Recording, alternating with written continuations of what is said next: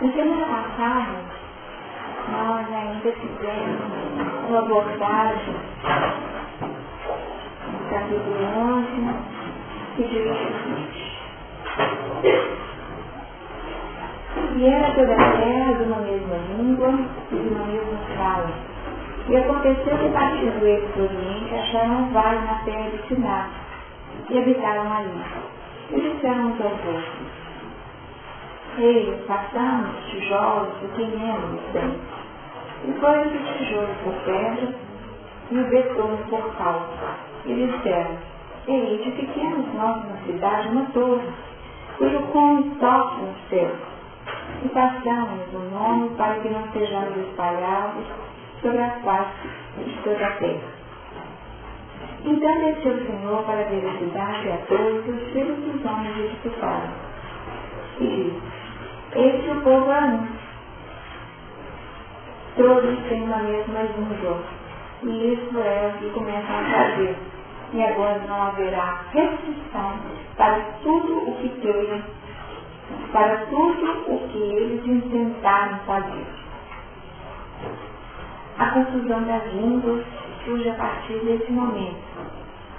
Eles deixamos e perfundamos ali a sua língua, para que não impeça um a língua do outro. Assim o Senhor os espalhou dali sobre a face de toda a terra e cessaram de edificar a cidade. Por isso chamou o seu nome Babel, porquanto ali confundiu o Senhor a língua de toda a terra, e dali os espalhou o Senhor sobre a face de toda a terra. Essas são as gerações de Sem. Começa agora a sequência, né?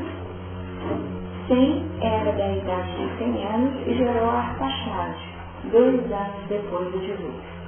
O primeiro, depois daquela sequência, mostrando as 10 gerações, que vão de Noé até Abrão, que nós não vamos ler, e já ao final nós temos o desfecho, quando nós temos o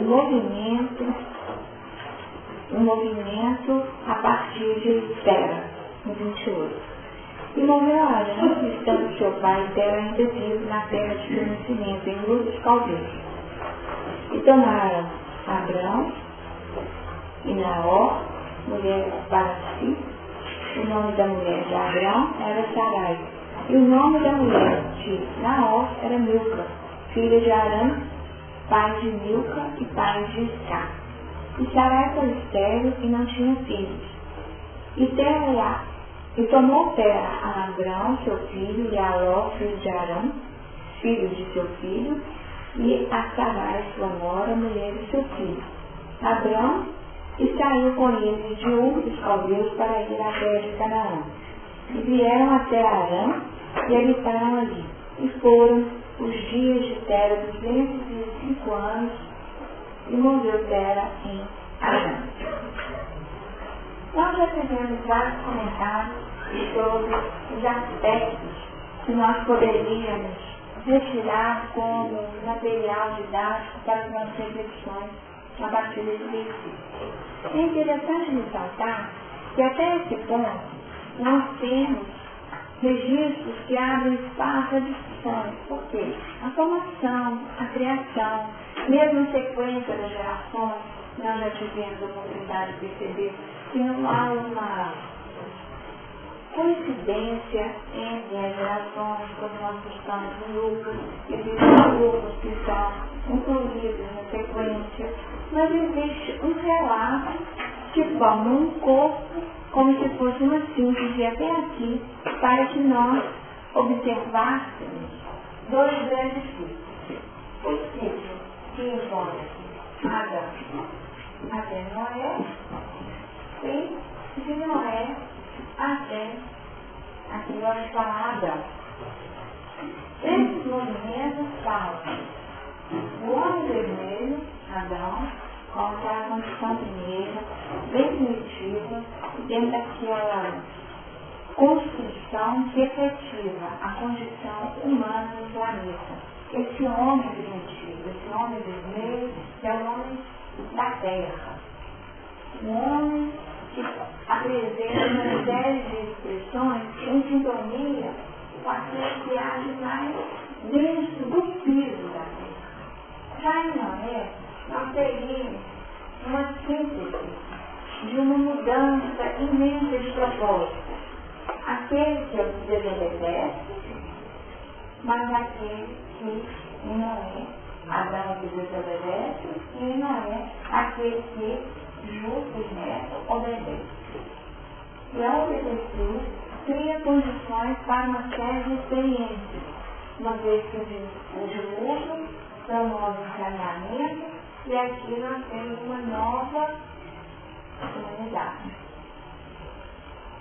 Essa nova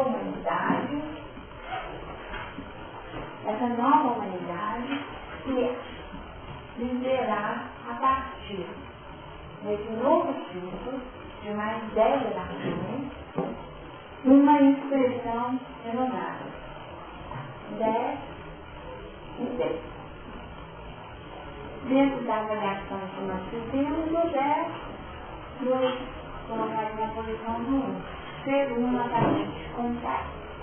Então, inverter esse movimento para alcançarmos essa unidade com o Pai, esse retorno ao Pai, retorno ao divino.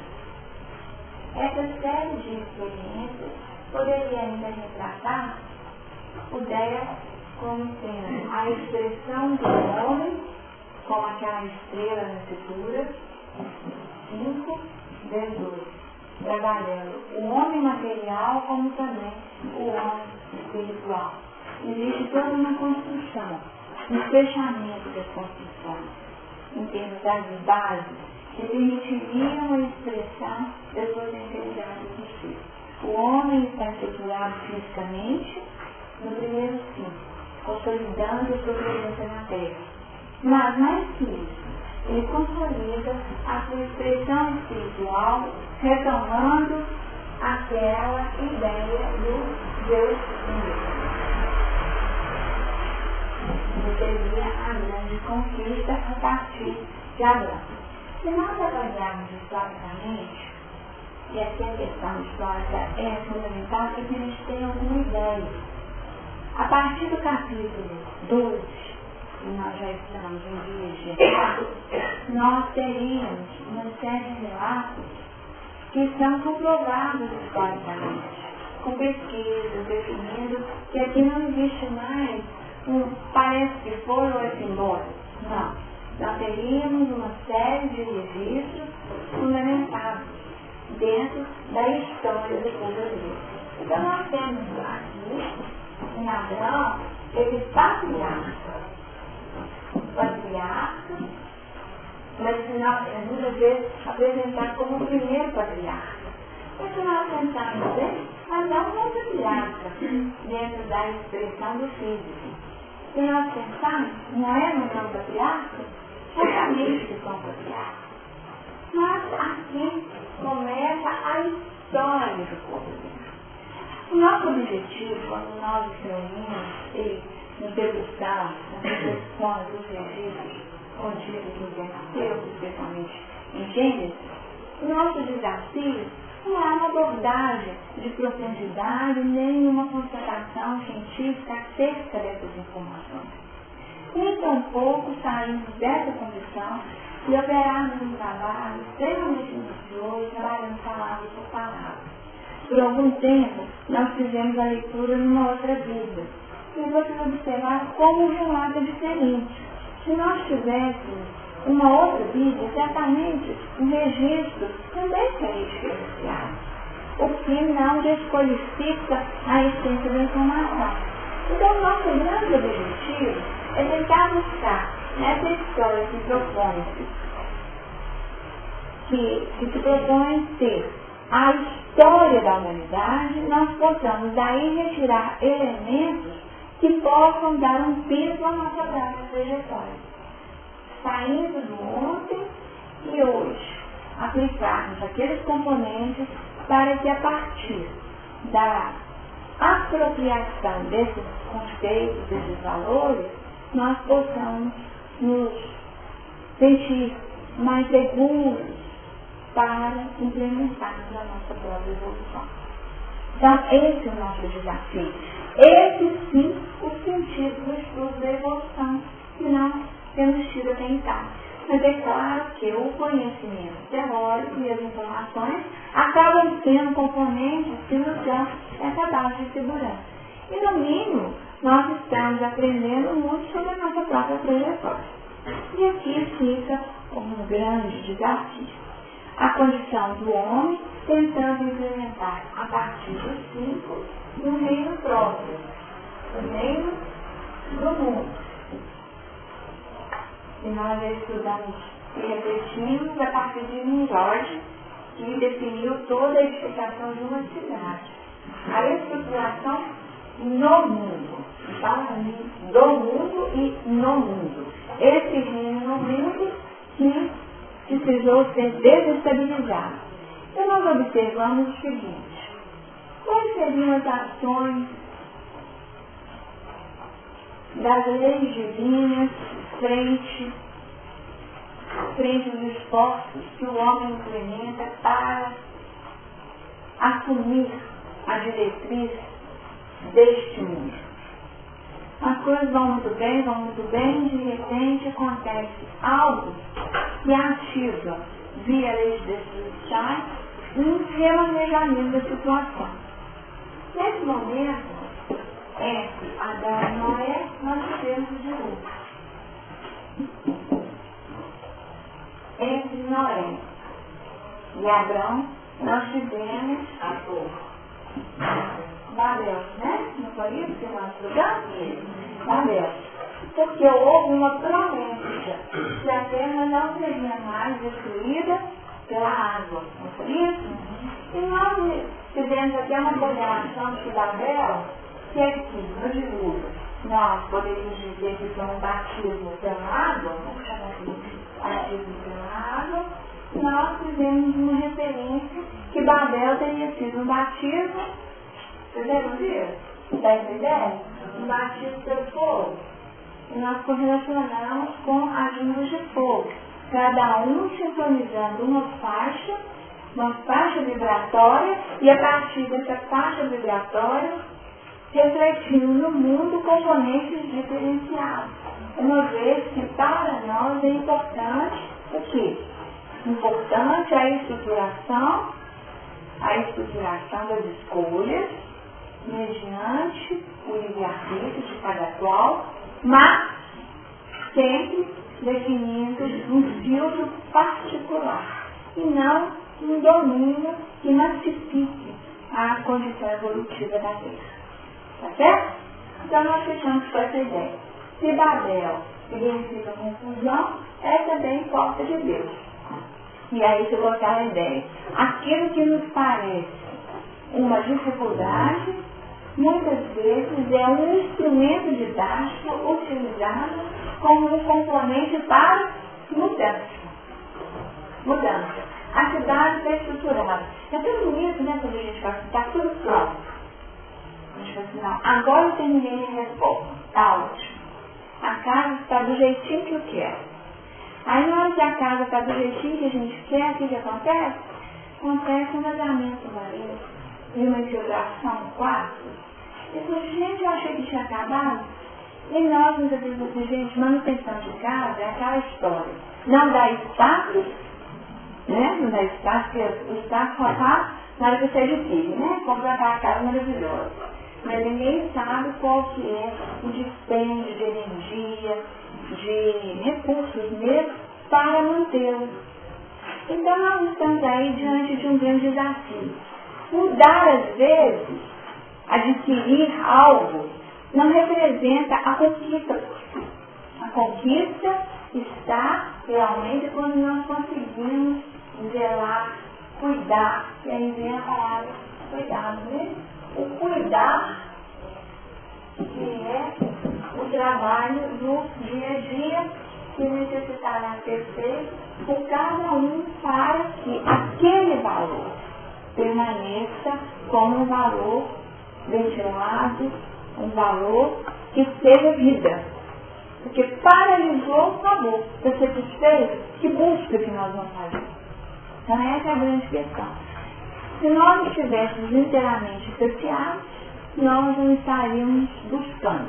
E aí nós fazemos aquela referência. E buscamos no sermão da montanha, nas bem-aventuranças, que vai dizendo, aquele ponto fundamental. Bem-aventurados os pobres de espírito, porque deles é o reino. Não do mundo, mas do céu, né? O reino do céu, como resposta àquele que se coloca na condição de pobre. E nós temos já a clareza que esses pobres não são os pobres de recursos materiais, mas pobres de espírito, pobres de espírito retratando aquele que reconhece a própria carência em determinada frente. Então a nossa grande pergunta seria: em que eu me encontro carente nesse momento? Qual é a minha carência? O que me falta nesse momento? E a partir desse componente, sim, estruturar uma série de movimentos que possam me auxiliar em busca desse resultado que é devolução da vida. E nós observamos que é devolução. É natural. Da mesma forma que a devolução é natural, a ação do álcool é natural, porque nós estamos a todo instante sob supervisão. Nós esquecemos disso, né? Da ordem universal. Nós estamos sob supervisão. Então, aquela história. O que nós estamos fazendo com os recursos? Nós achamos que os irmãos vão ficar na condição natural, sem limite. Mas não é assim que acontece. Existe um limite. E foi isso que nós observamos. Que a lei implementa limite.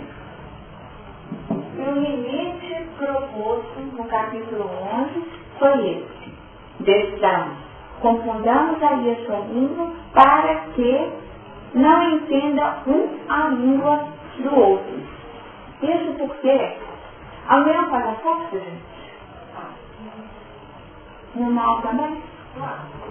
Então, quando a condição fica muito estruturada, a lei de substituição precisa entrar como aquele raio, tá? Como aquele raio que define a dispersão e até o elemento limitador dessa força.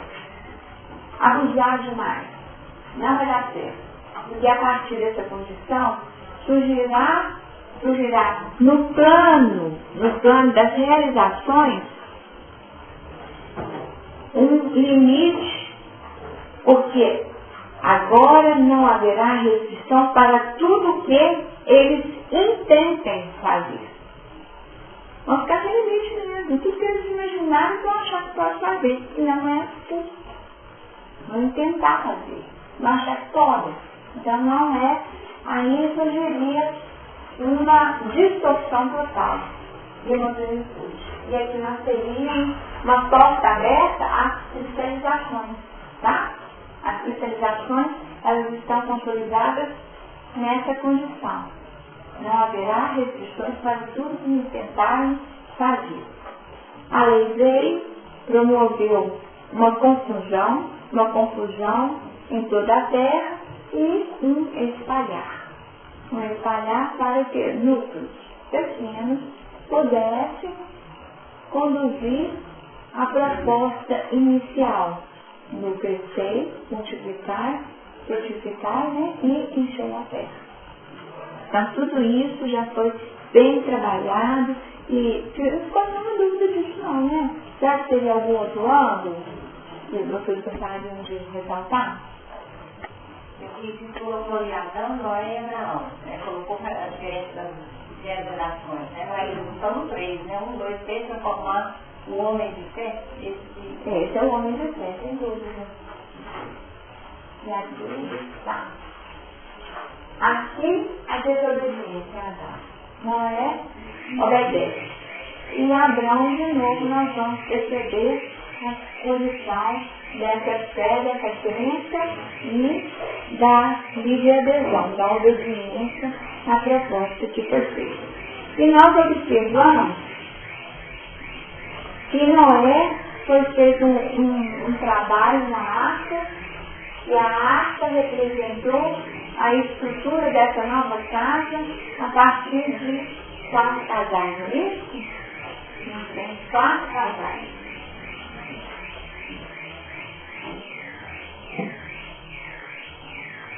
Tera foi com quem?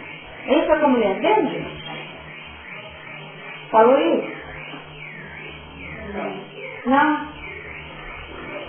Com quem que ele foi? Vamos lembrar aqui, com quem que Tera foi? Foi com o filho, nosso sobrinho, foi com Abraão. Ló. Sarai.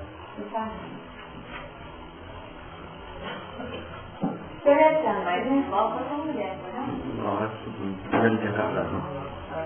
então, nós observamos aqui as repetições, mas num contexto diferente, né? Aqui, 4 casais de Noé. Agora, eles representavam 4 individualidades. E nós vamos observando, será que o relato foi feito assim, de forma personal, ou existe alguma mensagem lá? E aí já entra a mulher, né? Eu começo sempre. E aqui nós temos 3 gerações, né? Pai, filho, pai, filho, sobrinho quem? De Abraão. Então, isso era o quê? Então, são 3 gerações. Tá certo? Nós temos ali 3 gerações. A primeira, a segunda, e nós retratamos a terceira geração. Em relação a Sarai, que era estéril, né? Sarai, palavra que significa princesa de rara beleza. Então, princesa, essa princesa estéril. Essa mulher que não teria condições, fisicamente falando, de promover a continuidade. E era o único elemento feminino. Olha que desafio. A aridez do processo. Então, na nossa visão, não tem chance nenhuma. Olha, a aridez do processo. Muito desafiante, né? Não é isso mesmo? Não, mãe? Muito desafiante essa saída. E é aí que nós observamos o tamanho da fé de Abraão. Porque ele está aqui como elemento intermediário entre terra e ó, né? Entre o passado e o futuro, associado a uma mulher estéril, tem capacidade de produção. Como que ele vai acreditar na promessa? Porque a promessa é muito, muito complexa. Vejam bem. No final, nós vamos ler o 12. Os 12. Vamos ler um pedacinho aqui para a gente observar. O início do 12. Ora, o Senhor disse a Abraão: sai-te da tua terra e da tua parentela e da casa de teu pai para a terra que eu te mostrarei. E far-te-ei uma grande nação, e abençoar-te-ei e engrandecerei o teu nome, e tu serás uma bênção. Esses 2 versículos, gente, como que podia ser isso? Fazer uma nação com essa possibilidade. Com essa realidade. Com essa realidade. Ele estava aqui nesse contexto, né? Olha, você deixa o passado. Sai da terra, já não era mais a sua terra, porque ele era de Ur. Ele nasceu em Ur, a terra dele era Ur. Ele já estava numa outra, ele estava em Arã. De Arã, que vem a proposta para o movimento novo. E aí nós observamos o tamanho da fé dele, né? Dentro dessa promessa, ó. Sai-te da tua terra, e da tua parentela, e da casa de teu pai, para a terra que eu te mostrarei. E far-te-ei uma grande nação, e abençoar-te-ei, e engrandecerei o teu nome, e tu serás uma bênção. E depois continua a sequência. E nós observamos Será que a proposta feita ali seria uma proposta de domínio material? Seria de domínio para a condição da Terra? Do ponto de vista lógico, sim. Agora, mais ainda, o contexto histórico propunha o quê? Propunha uma condição onde o elemento deveria considerar sua terra o lugar onde ele nasceu. A terra do indivíduo era onde ele nasceu. Quando nós começamos isso aqui também. Quando o indivíduo era sepultado numa outra terra, o que isso significava? Ele havia apropriado a negação da sua terra de origem e é que aquele lugar agora representava a sua própria terra. Então, uma série de comportamentos que demonstram as leis vigentes.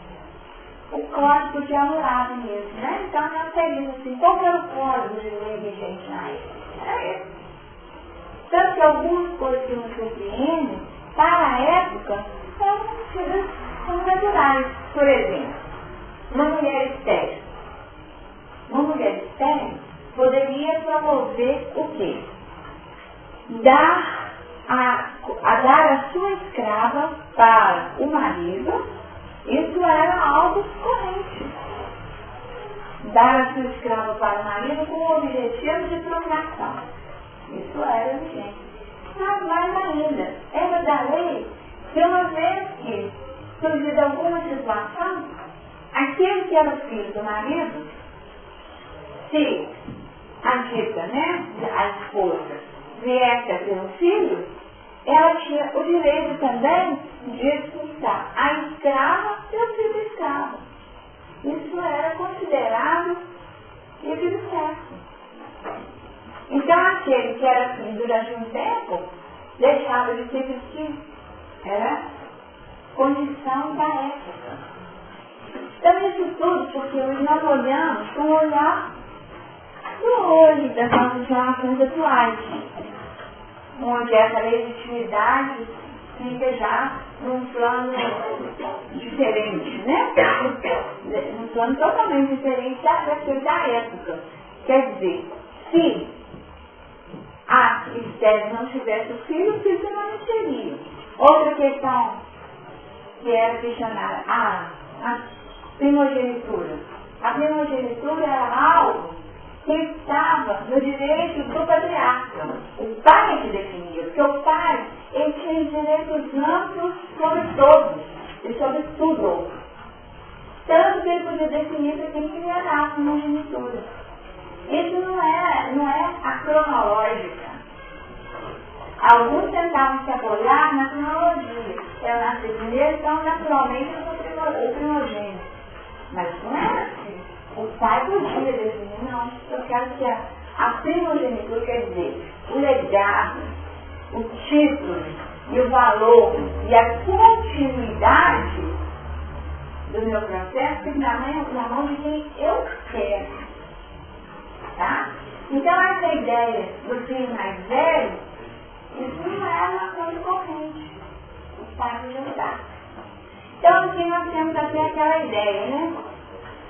A questão do filho pródigo, né? A parábola do filho pródigo. Mas podia dispor do jeito que ele bem entender. E se ele quisesse destinar os recursos para um ou para o outro, embora o filho mais velho, teoricamente, seria quem receberia, o pai é que define. Então nós temos aqui uma mensagem. A lei é do pai. Tá? A lei era do pai. O pai que ia conduzir segundo os seus próprios critérios, seu interesse, a sua visão e a sua disposição no momento. Tanto que a gente conhece a história e talvez a gente consiga depois, se a gente continuar nessa vida, a gente achar que vale a pena, nós vamos perceber isso mais pra frente, né? A condição de Jacó, né? Como que Jacó conduziu isso. E novamente ele Mas aqui é interessante nós observarmos os 4 casais e aqui 3 homens e uma mulher, né? O que nós podemos ter dentro dessa visão do passado? Vamos colocar na linha da sequência. Terra como passado, né? Nós teríamos Abraão como plano operacional do presente e Ló ainda como o futuro. E nem sempre o futuro assume uma posição nítida no campo operacional. Tá certo? Nem sempre isso acontece. Como Abraão, toda uma série de manifestações concretas para que o trabalho pudesse ser realizado e consolidado, ainda que com uma condição de sentimentos ainda pouco frutificável, vamos colocar assim, ou de frutificação duvidosa. Mas foi a partir da fé que houve uma transformação. Quando você fala que uma possibilidade de um desafio, na lei de progresso dos benefícios, ele fala que para a gente desenvolver moralmente, vai ser tão intelectualmente desenvolvido, você tem que caminhar os 2 dias. Quando você fala de restrição, uma restrição, eu achei uma questão bastante interessante, eu não entendi bem não, fala também de uma restrição, que precisa assim, de, tipo assim, qual foi a palavra? Tem que saturar o mal, tem que atingir um ponto, ele tem que saturar ele poder. Para poder depois a gente trabalhar em outra linha. Então vamos ver, é da lei do progresso, tá? Da lei do progresso, na terceira parte, no capítulo 8. 784. Bastante grande é a perversidade do homem. Não parece que, pelo menos do ponto de vista moral, ele, em vez de avançar, caminha aos recuos? É mesmo? Engana-te. Observa bem o conjunto e verá que o homem se adianta, pois que melhor compreende o que é mal e vai dia a dia reprimindo os abusos. Faz mister que o mal chegue ao excesso para tornar compreensível a necessidade do bem e das reformas. Necessidade do bem e das reformas. Só mesmo quando, vamos colocar um exemplo bem grosseiro, né? Nós muitas vezes implementamos um hábito e esse hábito transforma-se em vício porque é algo que gera prejuízo. Uma condição que é de sobrevivência, que é a alimentação. E a alimentação chega num ponto que distorcida, transforma-se num vício e se materializa na condição do próprio homem como uma obesidade mórbida, né? A partir dessa obesidade mórbida, aí sim alguns comportamentos podem ser assumidos. E mesmo, né? Mesmo diante desses excessos, para tornar compreensível a necessidade do bem e de reforma, pode lançar a mão até de uma condição cirúrgica para impedir, a condição é essa. Quando nós chegamos nesse ponto extremo, a pessoa não se diz, eu vou fazer cirurgia, porque eu já sei que viemos não consigo fazer, a gente precisa para isso, e aí o que tem que ser feito? Muitas vezes uma restrição do estômago, algo que gera o quê? Um impedimento mecânico para os próprios abusos. Será que a pessoa modificou? Ou será que aquela condição de tomar um litro de refrigerante ou 2 litros de refrigerante de uma vez como a pizza, que era o procedimento, torna-se inviável na conta? Não é porque não quer, não. Seria uma restrição como uma necessidade. Então, esses elementos definem como que Babel pode ser instituído como uma confusão na condição do indivíduo como elemento limitador nas suas ações. Tá bom? seguir então um pouquinho mais? O que fica aqui da condição de tudo que nós observamos? Obediência. Pensando nessa condição da obediência, muitas vezes surge para nós um grande desafio. O que é obedecer? O que é obedecer? Vamos recalcitrar? Esse aqui, como que Maria respondeu? A escrava. Escrava? A serva. A questão do serviço, né? O serviço, colocando um plano operacional tudo aquilo que é crença interna. E quando a gente fala de escravo, a gente fala de uma dimensão, não é? Mas quando nós falamos de servo, os servos vêm de serviço, né? E nós estamos a serviço. O serviço como componente fundamental. E aí fica aquela ideia. Vou aderir ou não vou aderir?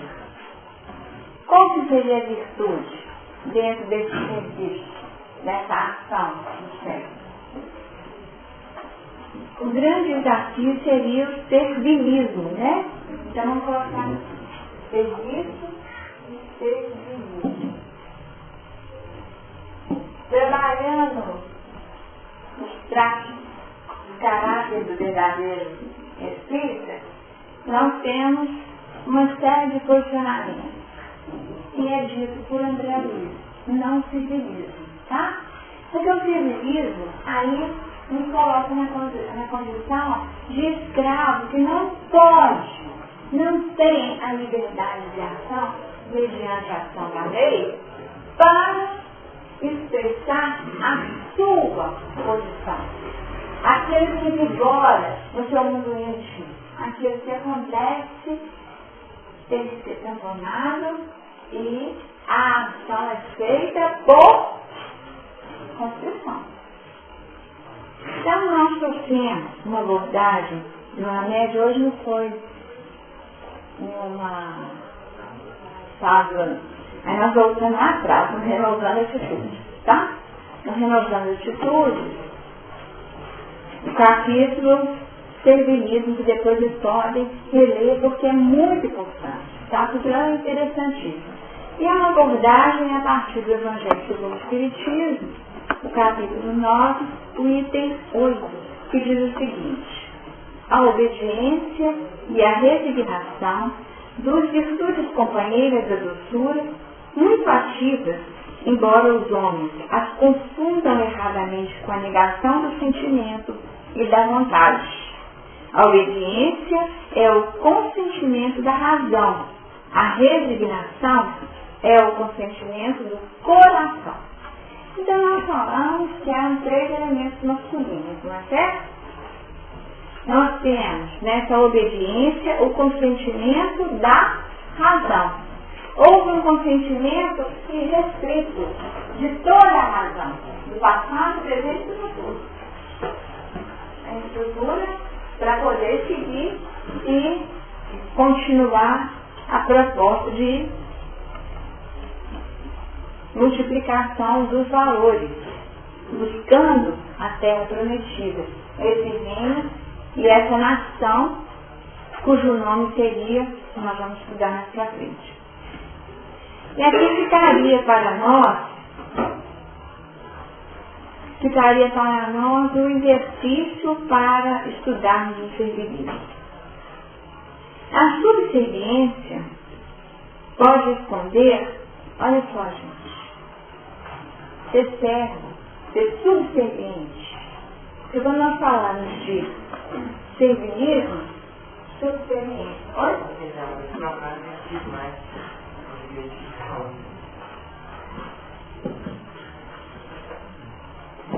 Mas porque é difícil.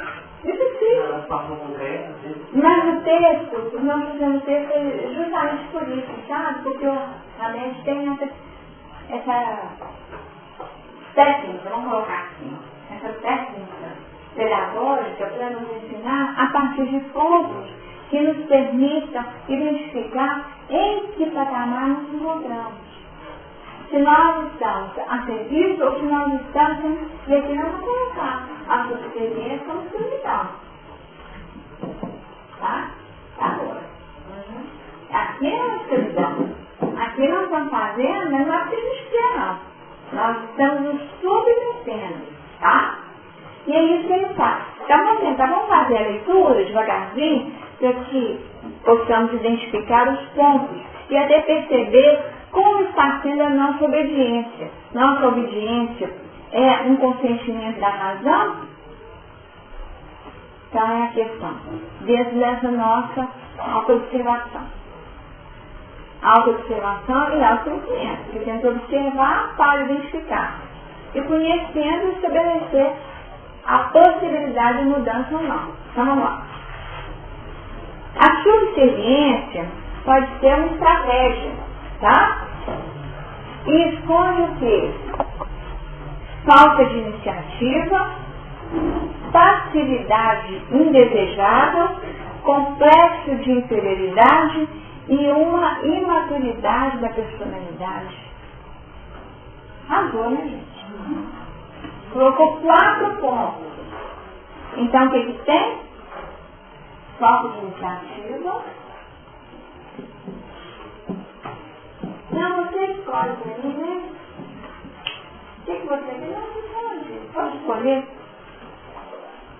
Passividade.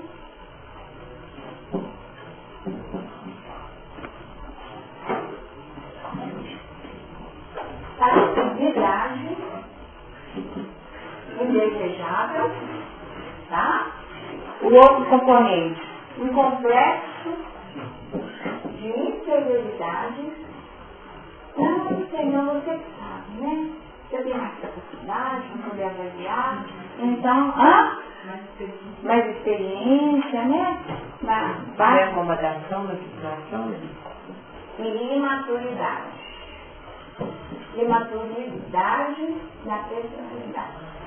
A lei é de quê? De evolução, não é, gente? Nós vamos evoluir com a evolução do outro. Podemos nos espelhar até em alguns aspectos, por observação. Mas, transfere por herança? Não. Não transfere por herança. Se não transfere por herança, cada um terá de fazer os seus passos, né? Fazer os seus passos. E aqui nós temos um diagnóstico muito complexo do servilismo, para que a gente possa entender a extensão da obediência de Abraão como um grande patriarca, tá? Então, esses elementos, falta de iniciativa, facilidade, indesejável, complexo de inferioridade e necessidade da personalidade, seriam os elementos, então vamos falar assim, o elemento quaternário mesmo, o quadrado que concretiza na Terra, tá? Os 4 pés, tá? Que sustentam a subserviência. Na sequência, vejam bem, o que seria a obediência? A obediência não é, olha só a proposta. Se a gente fica difícil saber o que é obedecer, então vamos falar o que não é.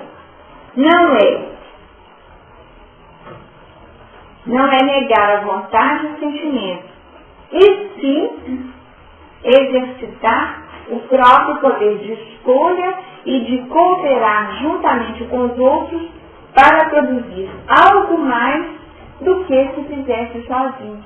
Então, olha só por que tem de ter essa visão da razão ali para consentir. Então, eu vou avaliar, vamos plantar aquela árvore ali? Nossa, mas é pesado.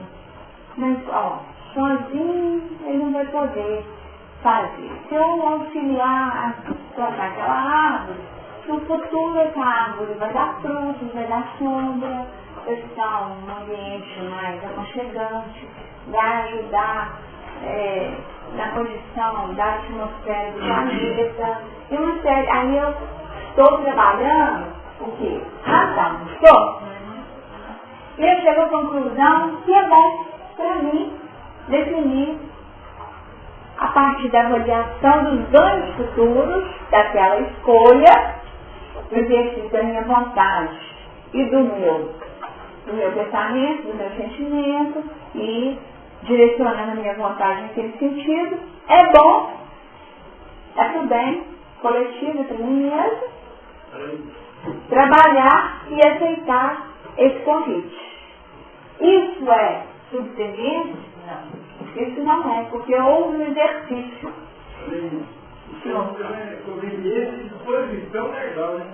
Sem dúvida. Sem dúvida. Sem dúvida. Então, se eu acredito que Deus é o Senhor, que é o Criador, que Ele definiu para mim revelação íntima, que eu saia dessa terra, que o meu nome vai ser reconhecido, que eu vou ter uma grande nação. Ele pensou, a promessa foi feita de forma abrangente.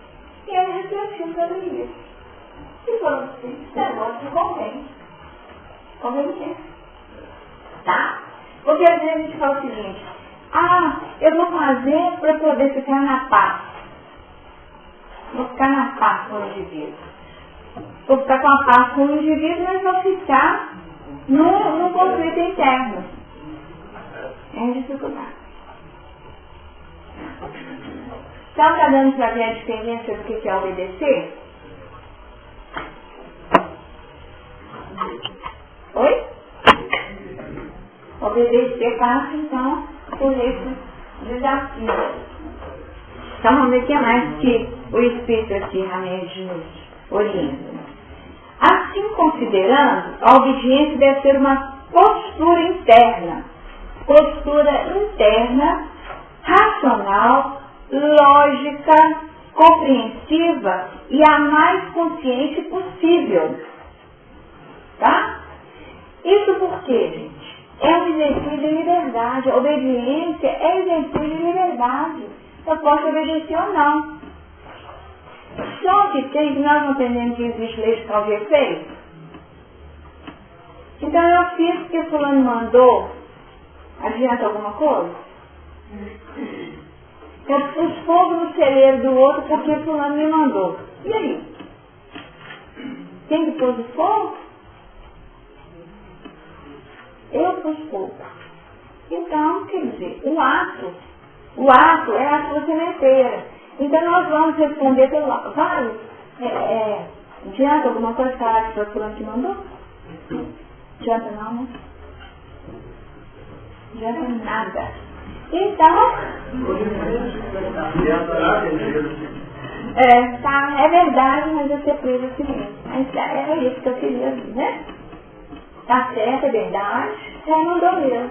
Mas, tem mais, não tem? É ser preso assim mesmo. Essa é a questão. A consequência fica na mão daquele que realizou. Então nós não podemos, isso não serve como álibi. Essa palavra não serve como álibi para a pessoa, né? Nós temos de ter essa clareza, porque a liberdade é do indivíduo, tá? Pode ter algum efeito minimizante? Estou perguntando. Pode minimizar a pena? Pode minimizar a pena? Não, no caso aí não. Você tem são duas situações, né? Mas não tem o mentor intelectual do crime? Tem a coautoria, então quem manda é o autor. E tem a participação. O comandante não é partícipe. Mas tem outro. Então ele pode, aquele partícipe pode agravar a situação. Isso é muito comum nos homicídios, né? Manda matar. Mandou matar. Matar é um homicídio pelo crime do Código Penal. Aí o outro vai. É isso que eu quero. Então, e fica de trocar, que é um agravante. Só um minutinho, concluir o pensamento. Então, aquele que e vai matar, ele fica de tocaia, é um agravante. Faz com crueldade. Então são duas crimes diferentes, um homicídio simples que mandou matar. E o outro um homicídio qualificado, que foi amando e de tocaia. Então são duas situações diferentes. Então nós observamos o seguinte, ainda que esteja amando de, quando eu aceito, tá? Eu estou inserido num contexto tal, cuja sementeira refletirá uma colheita que é pessoal intransferível.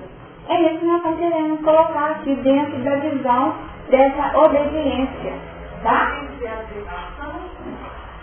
Oi? Aceitação? Não é consentimento? A palavra não serve que está no Evangelho segundo o Espiritismo? É o consentimento da razão. Então, quer dizer, por que foi que eu aceitei matar? Porque eu pensei o seguinte, eu ia receber X, eu vou receber X, o que é o que ficou? As variáveis são infinitas, tá? Nós estamos pegando um exemplo concreto, a gente analisar esse ponto. Então, quer dizer, imaginemos, então, vamos dar cor. Não, eu sou melhor ainda. Na minha análise de possibilidades. Então, por quê? É uma vida, de fato, é uma vida, mas eu vou receber X. Esse X dá para eu manter minha família super bem no exterior. Olha só. Super bem no exterior. Dá para pagar a universidade dos meus 3 filhos. Então, dentro da minha conveniência, nossa, eu vou fazer muito mais bem com isso. Olha só como eu compliquei a história. Tá bom? E, além de tudo, eu vou sair fora da jurisdição e ainda vou ficar perante os homens livre. Segurar uma é importante. Mas aí eu caprichei, né, tá? Eu caprichei no exemplo para a gente perceber. Só que, tá bom, o indivíduo, que aí nós vamos sair do concreto, passou batido. Passou batido. O mandante também passou tudo batido. E aí a gente poderia falar o seguinte, pode até obedecer e pode fazer bobagem. Babel ficou super bem construída, a cidade está super bem construída dentro desse plano de racionalidade. Só que tem um outro 5, que é o 5 da condição espiritual. E aí onde o mundo não pega, a questão espiritual pega. Tá certo? E aí nós colocamos a questão do limite que vem de cima, que foi o que deixamos e operemos a consumar, tá? Então nós temos uma obediência que poderia ser um civilismo no mundo, tá? Se eu peguei um exemplo bem fora, bem longe do nosso pequeno do dia a dia, para poder ficar mais didático, tá? Dentro de uma aquiescência, de um consentimento emocional bem estruturado, fruto dos meus interesses, e do interesse daqueles que me cercam. Mas aí o que fica? Como que vai vir essa turma na próxima vida? Vocês viram? A Universidade dos 3 filhos, uma vida bacana no exterior, tá?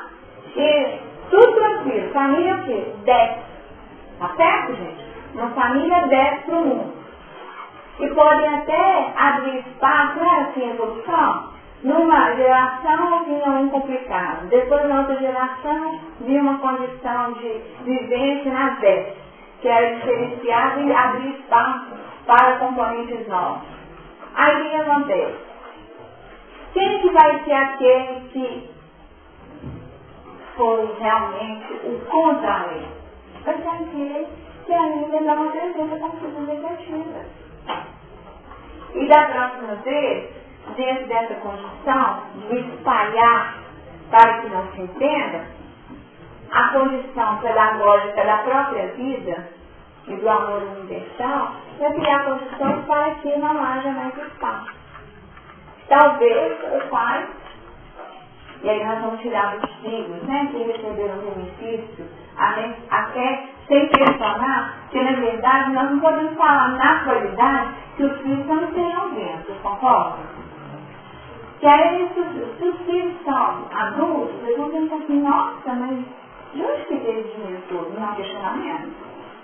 Como que foi possível? Nossa, mas como diretor daquela multinacional, dava para poder viver isso? Um questionamento, tá? Eu coloquei a pessoa numa posição boa também, bacana, para poder não ficar tão... Porque se fosse muito claro o objetivo, aí eles eram culpados, porque aí nem perguntaram de onde que veio esse dinheiro, né? Essa condição de vida, que é muito fácil perguntar. Porque aí que tem essa condição aqui do comodismo, tá? Fica na condição. Vamos seguir, porque ele manda, nós obedecemos. Mas isso não é evolutivo para ninguém, tá? Se quiser um beijo. Mas outra, quando a gente não pergunta de onde que vem, não faz a convivência, não? Calma, pai. Estou pensando. Sempre tem Mas eu acho que o cara pode gerar uma certa confusão aqui, é que existe muita função que tem submissão hierárquica. Vou dar 2 exemplos aqui para não ficar só nisso, entendeu? Por exemplo, uma ordem de justiça. Tá. Uma ordem de justiça, né? Um oficial de justiça. Para pressionalizar. Tem que prender. Tem que prender. Agora, em vez de mandar prender, o juiz pede lá, vai lá embaixo com a Diferente. completamente diferente. Então, essa submissão hierárquica aí não pode acontecer, porque é uma coisa errada. Entendeu? Então, mandar o outro matar o outro, em razão de uma hierarquia. Outro exemplo. O médico me entender. O médico manda dar uma injeção para tirar uma dor. Né? Escreve lá. A enfermeira vai lá e tem injeção. Então, normal. Agora, o médico, em vez de mandar a injeção para tirar a dor, ele manda aplicar uma injeção para experimentar. Ela sabe que vai matar, entendeu? Se ela cumprir, ela é. Mas não é um partido. O pressuposto que faz. Isso não está falando. Por isso nós estamos falando. E por isso nós estamos falando da racionalidade. O exercício.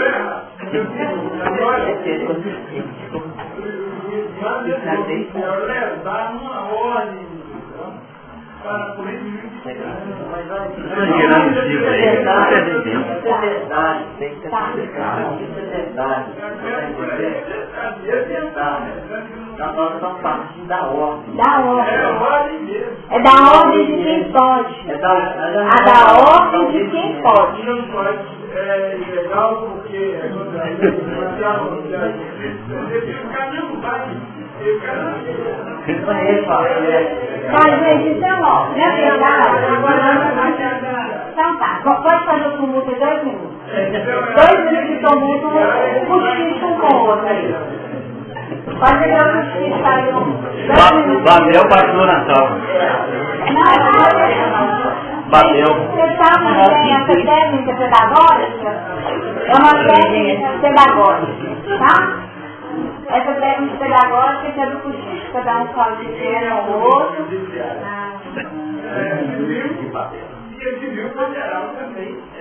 Então, gente, aqui nós temos a questão, eu vou voltar dentro da questão da autoridade.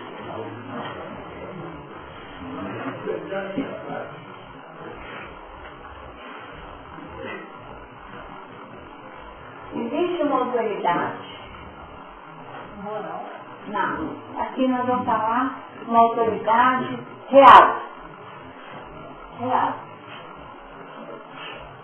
E aqui eu posso chamar de real aquilo que é divino, Deus, Pai. Representação de lei. Tá? Ordem universal. Que é essa que nós estamos falando. Só que nós vivemos no mundo. Nós vivemos no mundo. O mundo também apresenta lei. Tá? Então vamos colocar assim. Jesus violou lei? Não. Nunca. No momento. Nunca. Jesus não violou lei.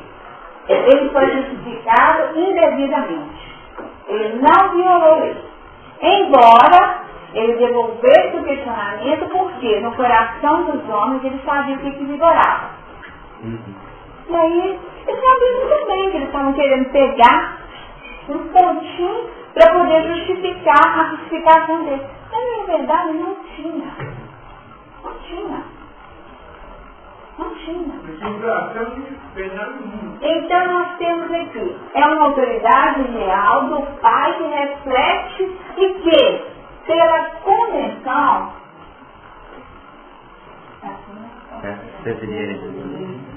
pela convenção, foi convencionado que existiria uma lei para viabilizar as relações dos homens.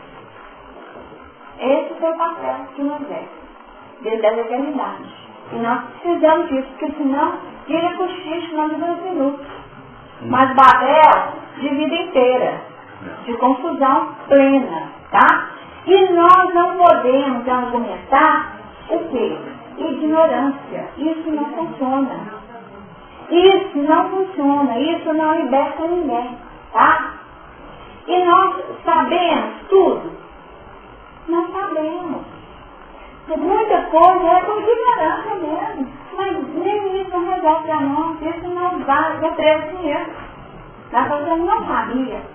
Joana de Anjos diz que a inconsciência não evita o resultado. Né? Então, plantou laranja, vai colher laranja. Não vai colher jabuticaba. É essa a grande questão. Então, se nós falamos, mas eu não sabia. Gente, mas é laranja. Continuou sendo laranja. É isso, sabe? É isso que nós estamos querendo colocar aqui. E, na verdade, a condição do servilismo seria só um desculpismo para a gente tentar tirar partido do conforto, da mesmice e daquela estabilidade. Porque é ótimo. Ele vai falar assim, fulano que mandou, eu fiz. Entendeu?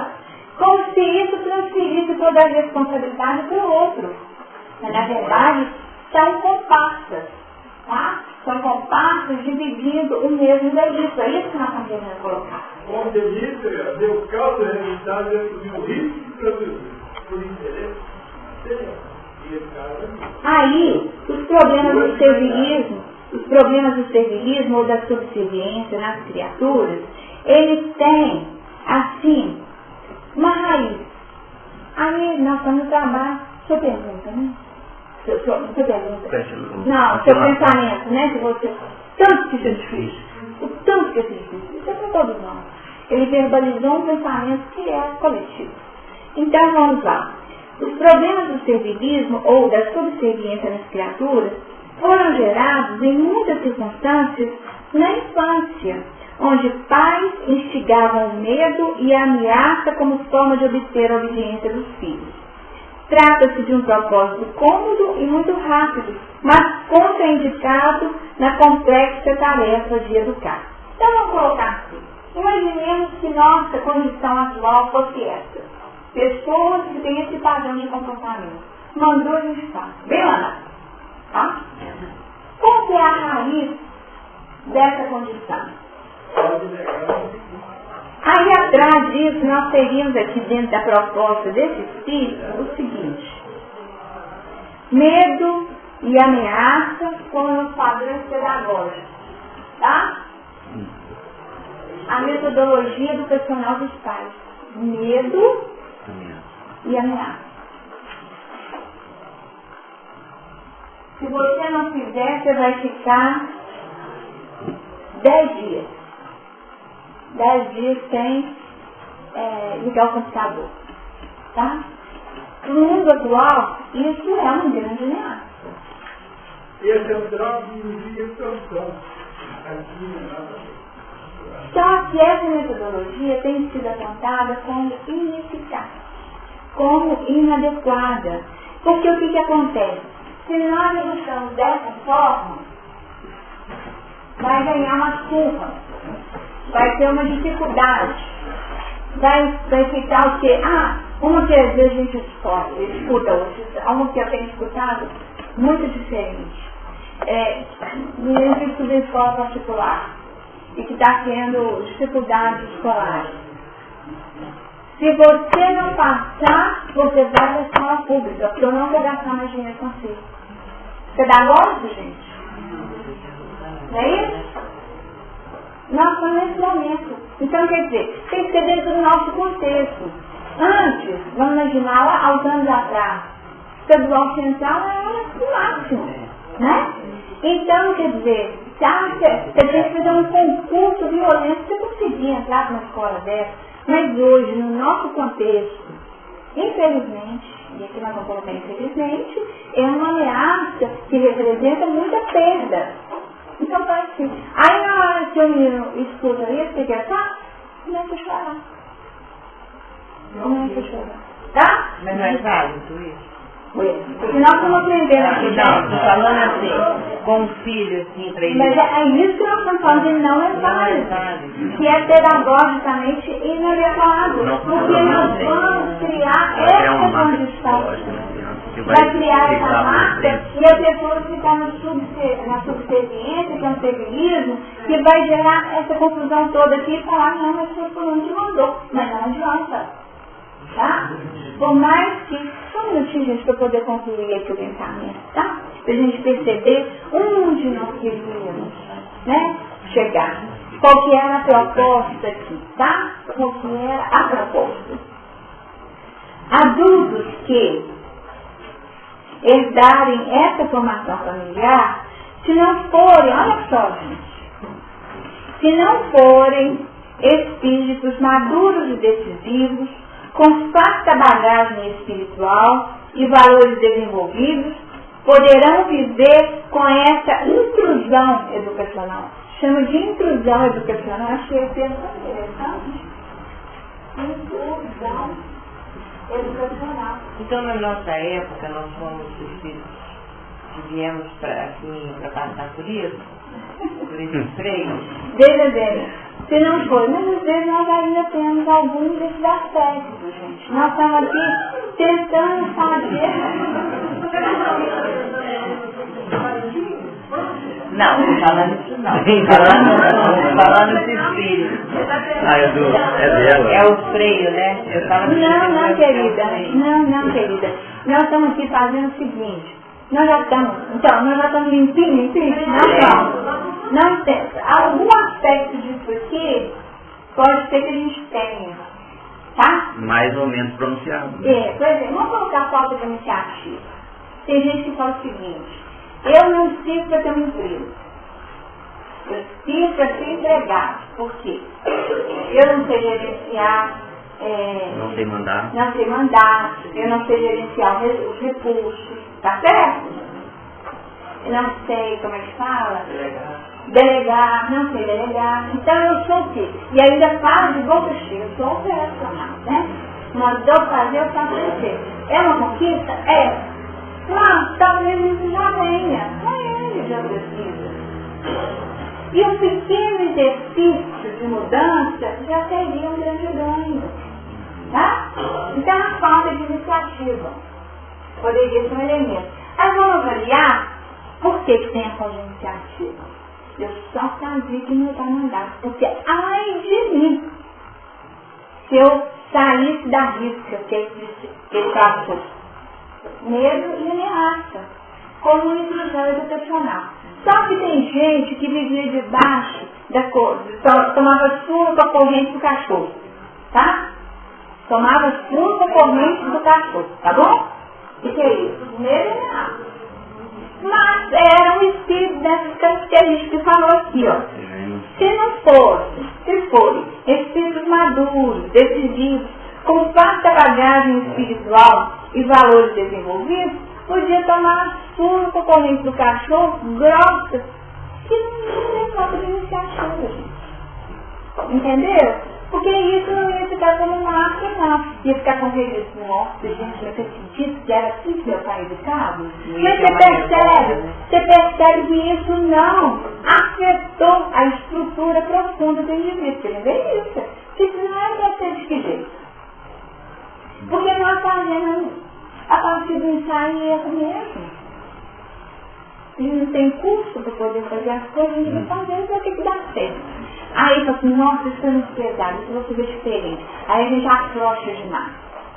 Aí vem aquela história, né? Na história dos pais, como chama? Pais ricos, filhos. Nove netos. Não, mas tem uma colocação um pouquinho diferente, né? Pais ricos, filhos orgulhosos e vaidosos, e filhos pobres e saudosos. Netos pobres e saudosos.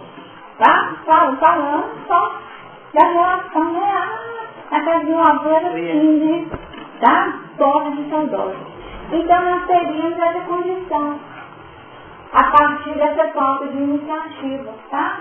Então não dá para sobreviver mais isso, nós estamos querendo perceber onde que está a nossa lacuna do nosso serviço, imaturidade, possibilidade, falta de iniciativa. A falta de iniciativa, gente, nós estamos com a falta de iniciativa porque é algo importantíssimo.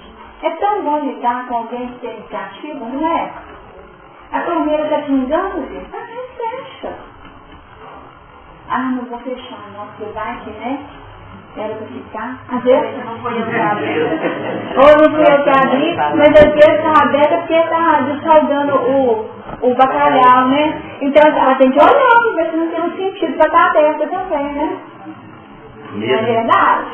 Fica com medo de mexer, estragar mais, aí vai ser polícia. Não é isso? Só de coisa. Então, quer dizer, mas é fechar toda vez? Pode ser que em alguns momentos tem razão de ser, né? Não é? Sem dúvida. Então, aí nós vamos continuando. Só mais um pouquinho, gente, aqui dentro desse contexto. E olha só. É uma maneira de obedecer forçosamente aos outros, desenvolvendo uma postura de anulação de suas metas. O que é a anulação das suas metas?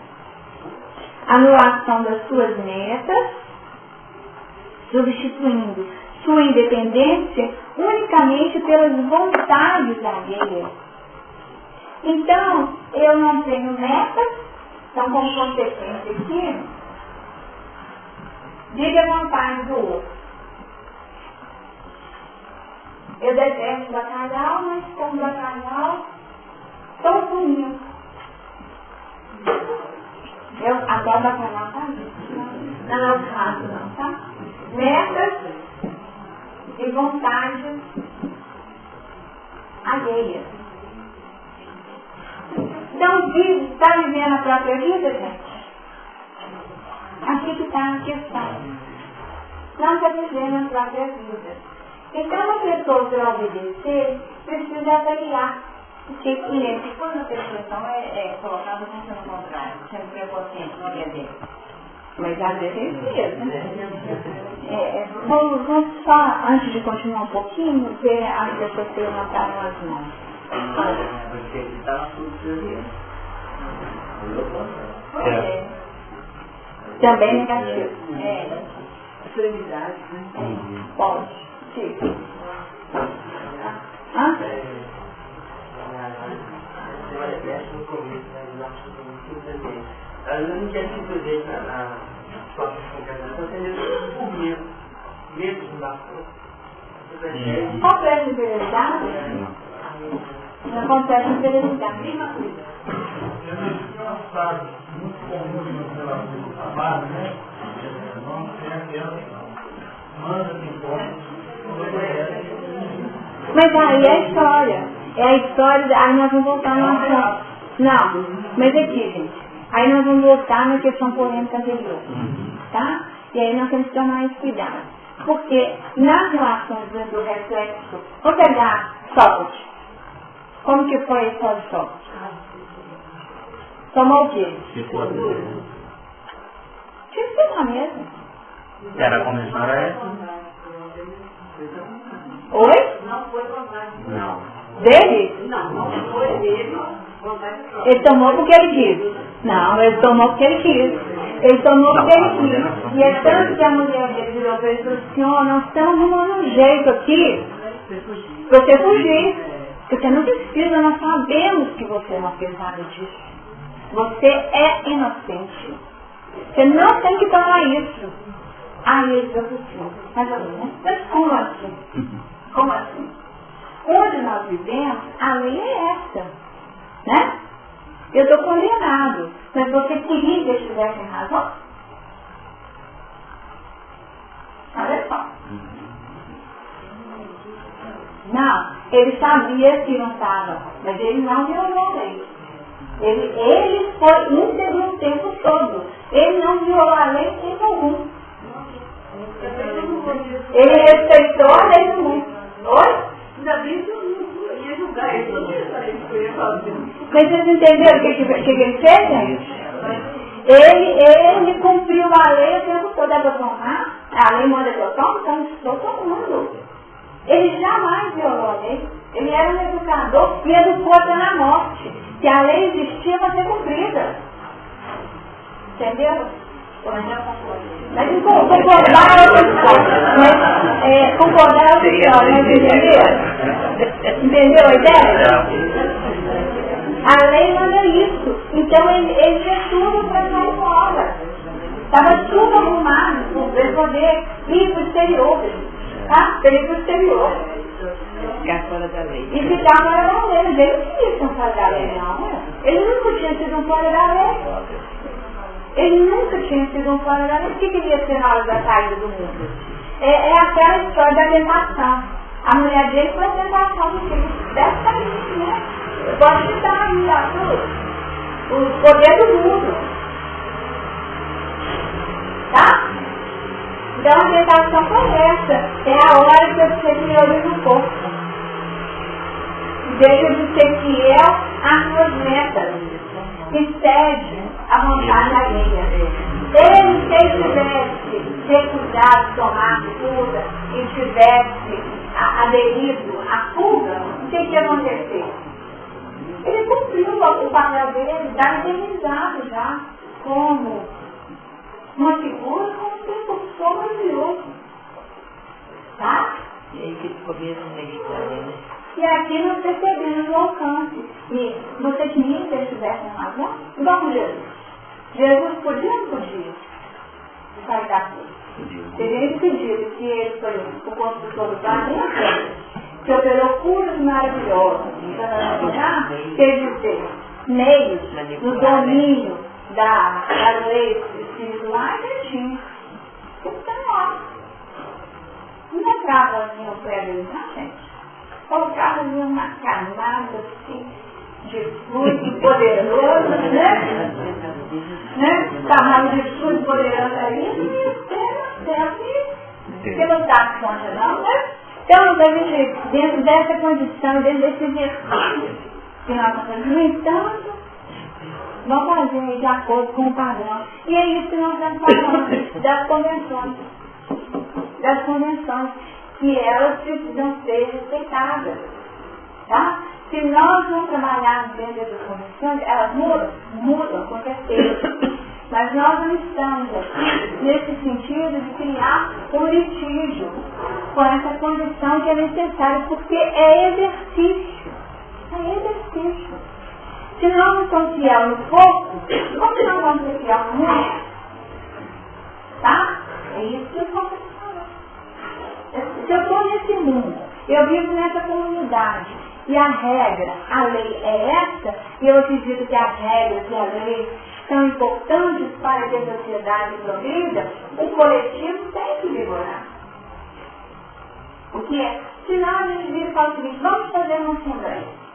Aí a assembleia vira e fala assim, vamos pintar o grupo de vermelho. Eu falei, gente, onde que eu vou com a cabeça de pintar o grupo de vermelho? Ou do inferno? Tá certo? Aí eu vim e falei assim, não, vai ser pintado de branco. Já dá para isso hoje? Ele vai ser pintado de vermelho. Dentro dessa visão que nós estamos falando das convenções. Foi convencionado que a Assembleia definiria. Foi convencionado isso. Aí eu não posso mudar, ué. Dentro do contexto. Diga.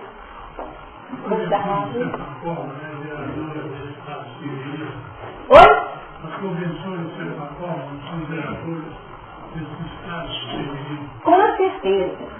Com certeza. Por isso que nós estamos falando de exercício. Nós não estamos falando assim que o pai tem que ser afrontado, tá? Mas nós temos de identificar, a partir dessa referência, que pai que vai ter morto. Os inimigos não são familiares.